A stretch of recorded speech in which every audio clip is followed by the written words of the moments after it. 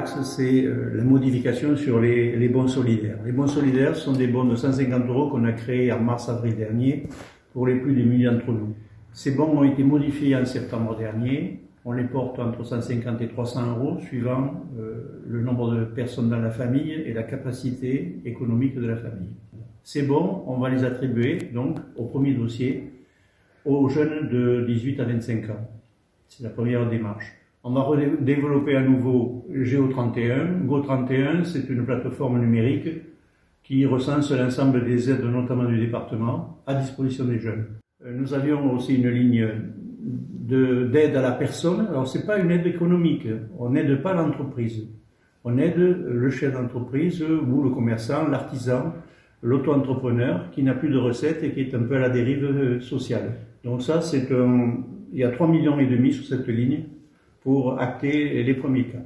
Alors nous avons créé une ligne budgétaire à nouveau de 3 millions d'euros pour l'ensemble des associations, notamment culturelles et sportives.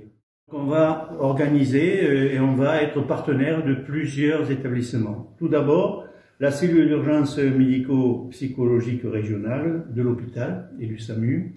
Et enfin, notre service social ici aura une action téléphonique vers les personnes un peu isolées, notamment personnes âgées et personnes handicapées que nous connaissons.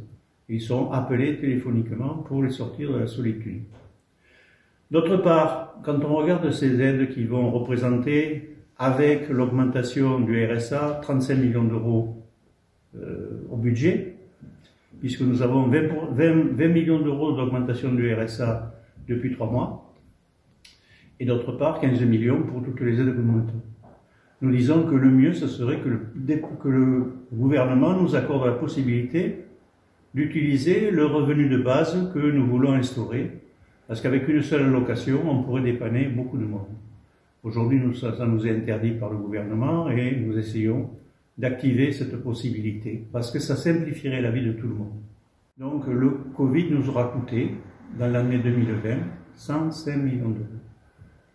Nous avons acté notre budget, nous allons le présenter en décembre et janvier, il sera en équilibre.